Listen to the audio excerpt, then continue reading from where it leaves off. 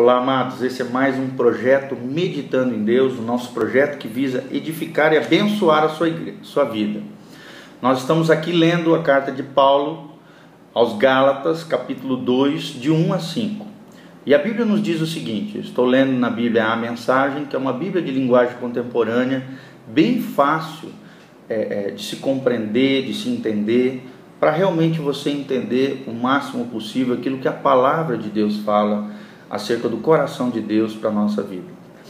Gálatas 5, de 1 a 5, a Bíblia diz: 14 anos depois daquela primeira visita que Paulo fez a Jerusalém, Barnabé e eu subimos a Jerusalém e levamos Tito conosco. O propósito era esclarecer o que me fora revelado, e apresentei a eles exatamente o que eu estava pregando aos que não são judeus. Foi uma reunião com os líderes mais estimados da igreja, porque não queríamos que o assunto fosse motivo de debate público, trazendo tensão. Isso poderia prejudicar anos de trabalho e também meu ministério. É bom dizer que Tito, que não é judeu, não teve de se circuncidar, mas houve alguns que se infiltraram na conferência, passando-se por cristãos. Eles vieram espionar a liberdade espiritual dos seguidores de Cristo.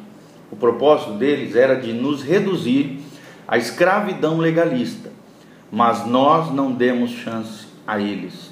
Não podíamos permitir que vocês deixassem de lado a verdadeira mensagem.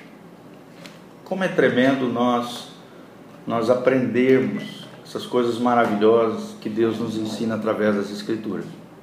Nós vemos aqui que Paulo volta novamente, depois de 14 anos de ministério missionário, em toda a região da Ásia, da Grécia, onde hoje ali é a Turquia, toda aquela região foi infestada do Evangelho de Deus, foi cheia da palavra, da mensagem da graça de Deus, através do ministério de Paulo, de Tito, mas principalmente do ministério apostólico de Paulo.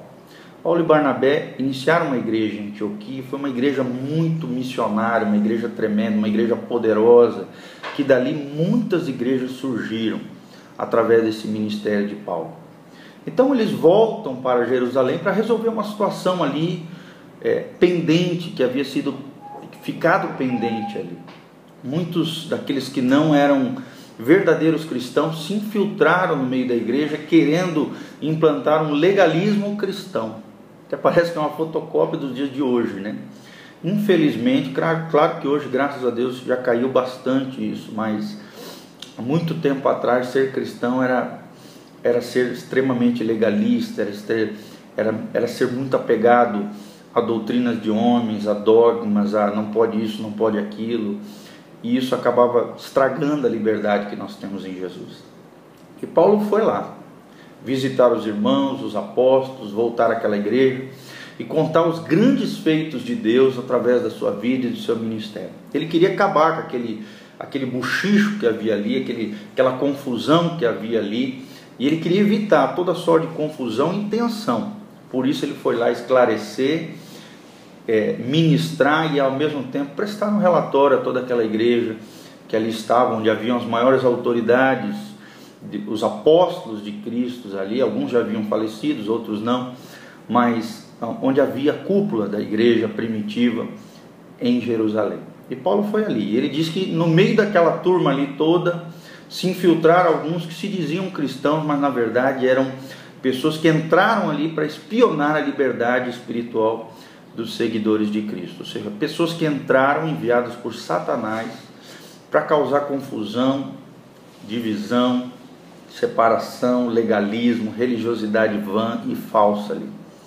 E o propósito dessas pessoas era realmente trazer as pessoas a uma escravidão legalista, é o que Paulo fala, né? Todo legalismo ele gera escravidão, ele atrapalha a verdadeira espiritualidade. A verdadeira espiritualidade ela não vem de fora, ela vem de dentro para fora. E ela, claro, ela se expressa externamente, mas a verdadeira espiritualidade ela começa dentro do coração do homem, numa vida de intimidade e temor do Senhor, numa vida de crença bíblica, de fé bíblica e também de obediência simples e direta ao senhorio de Jesus Cristo. Esse é o verdadeiro cristianismo. E o legalismo acaba atrapalhando essa verdadeira espiritualidade, acaba gerando confusão no seio da igreja, e foi isso que Paulo lutou. Lutou contra isso, contra aqueles que queriam causar divisão, facção, separação, queriam que aqueles que eram gentios se tornassem judeus cristãos. Eles acreditavam que o judaísmo levou ao cristianismo, e o cristianismo era um judaísmo aperfeiçoado. E não é isso que a Bíblia esclarece, pelo contrário. O judaísmo teve o seu momento, ele apontou para Cristo, mas hoje nós vivemos uma outra dispensação, um outro tempo, a dispensação da graça, o evangelho da liberdade que nós conquistamos em Jesus Cristo. Essa é a verdadeira mensagem. E Paulo fez isso, resistiu a esses homens legalistas, a esses homens fariseus, esses homens judeus que entraram no seio da igreja para causar confusão. Não que nós venhamos a ter raiva ou qualquer coisa dos judeus, pelo contrário, nós temos que amar os judeus. É um povo tremendo, é um povo maravilhoso. Nós temos que orar por Jerusalém, orar pelo povo de Israel, porque é o povo que recebeu uma promessa tremenda de Deus. Deus ainda vai tratar com eles nesses últimos tempos, mas agora nós vivemos um outro momento. Temos que honrar os judeus, orar por Israel, entender que o relógio profético de Deus gira em torno ali de Israel, mas o cristianismo ele é muito mais elevado do que tudo isso. O cristianismo é a verdadeira espiritualidade que brota de dentro para fora. E Paulo foi lá, resolveu, honrou os líderes que ali estavam. Por isso que ele fala, foi uma reunião com os líderes mais estimados da igreja.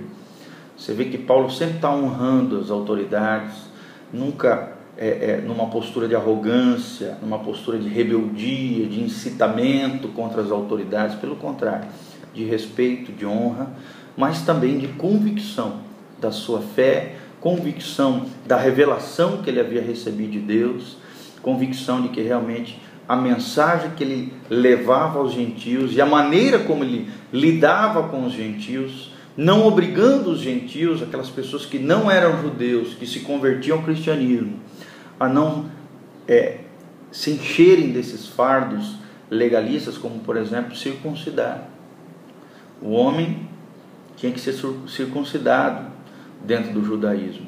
E aqui Paulo deixa bem claro que Tito não era judeu, era gentil, se converteu, se entregou a Cristo e não era circuncidado, para realmente revelar que o que Cristo está interessado agora é a circuncisão do coração, é a aliança que nós temos com Deus dentro do coração, não mais uma marca física no corpo, mas sim uma marca espiritual, o Espírito Santo habitando, morando dentro do seu e do meu coração, revelando que nós verdadeiramente somos filhos de Deus, guiados e direcionados pelo Senhor.